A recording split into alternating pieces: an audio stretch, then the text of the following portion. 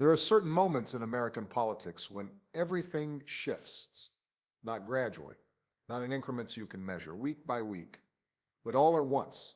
A decision gets made, a line gets crossed, and suddenly the entire trajectory of what comes next, the entire calculation of what's possible changes.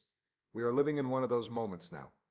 For months, the Biden administration had been navigating a landscape of competing pressures. From within the party, there were whispers of discontent. From without, there was the constant machinery of political opposition. And from across the country, from ordinary Americans struggling with inflation, with uncertainty, with the fundamental question of whether their government could deliver, there was a deep, persistent anxiety. The president had been deliberating behind closed doors, in the residence, in the Situation Room. The conversations had grown more urgent, more complex. His advisors were divided. The political calculation was murky, and the clock was running out. But then something shifted, started, as these things often do, with a single decision. Not an announcement, not a policy directive sent through official channels, but a choice made in the quiet of the moment that would set everything else in motion. A decision that his own team didn't fully anticipate, a decision that would, within hours, begin to reshape the political landscape in ways that nobody could fully predict. The question was no longer what Biden would do. The question had become what happens now. On a Thursday afternoon, with minimal advance warning, the decision became public. The White House released a statement. It was carefully worded, the language precisely calibrated, the tone controlled and measured. But what it said, what it actually said, was unprecedented. Sources within the administration confirmed that the president had made a choice that just weeks earlier had seemed politically impossible. He had decided to move forward. The specifics mattered, but the symbolism mattered more. This wasn't a minor procedural shift. This was the kind of decision that gets written about in history books, the kind that gets analyzed in political science seminars decades from now. And it came at a moment when the administration had been desperately hoping for a reset, for some way to regain momentum, for some narrative that could break through the noise. The reasoning was straightforward, at least on the surface. According to senior officials, the president had concluded that the status quo was unsustainable. The political costs of inaction, he believed, outweighed the risks of action. And more than that, there was a genuine conviction that this decision was right, not just politically expedient, but actually right. But here's where it gets complicated. The decision to desist fractured the party's coalition. On one side, you had Democrats who saw this as bold leadership, as a president finally willing to take on the entrenched interests and structural problems that had been paralyzing the government. They saw it as necessary, as overdue. On the other side, you had Democrats in swing districts, Democrats who represented purple regions, Democrats who were already nervous about November. They saw it as reckless, as a gift to the opposition, as a decision that would come back to haunt them in the midterms. And then there was the broader public reaction. The polling was chaotic, contradictory in some demographics. Approval ticked up, in others it collapsed. The news cycle erupted. Cable networks began their familiar ritual of analysis and counter-analysis. And within hours, you had entirely different versions of what this decision meant, competing for narrative dominance. The president had moved, the board had shifted, and now everyone else was scrambling to figure out what to do. To understand what this decision actually meant, you have to understand what was at stake. First, there was the immediate political calculation. The administration's approval ratings had been struggling. The president's political capital had been spent and respent. There was a deep question about whether he had the power to move Congress, to move the country, to move anything at all. And this decision was, in many ways, a test, a demonstration that he still had agency, that he wasn't simply reacting to events, but shaping them. But it went deeper than that. There were institutional stakes. The federal government has vast interlocking bureaucracies, each with their own interests, their own constituencies, their own reasons for wanting things to stay exactly as they are.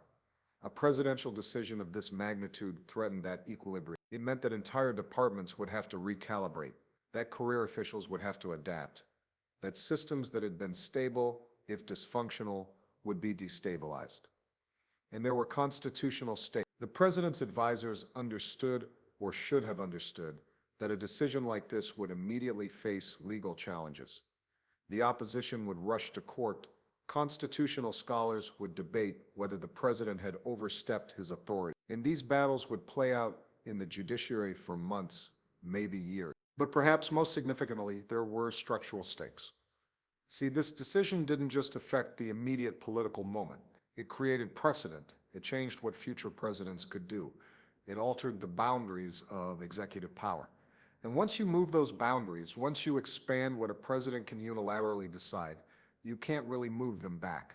The Republicans understood this instantly. That's why their response was so severe, so organized, so immediate. They recognized that if this decision stood, if it succeeded and held, then the entire balance between the legislative and executive branches would have shifted. And not just for Biden, for everyone who came after him. But here's what made the situation truly precarious. The president seemed to understand all of this, and he had decided to proceed anyway, which meant that either he had calculated that the risk was worth it, or he had decided that the alternative, continued paralysis, continued drift, was even worse. His team was in motion now. Communication strategy shifted. Legal arguments were being prepared. Democratic leadership on Capitol Hill was being briefed, some of them quietly, others not. And the machinery of government began slowly but inexorably to align itself with this new direction.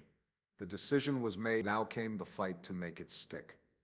What the White House hadn't fully anticipated, what no administration ever fully anticipates, was how quickly things would move beyond their control. Within hours, the opposition was mobilized. Town halls were called. Press conferences were scheduled. A unified message began to emerge from Republican leadership.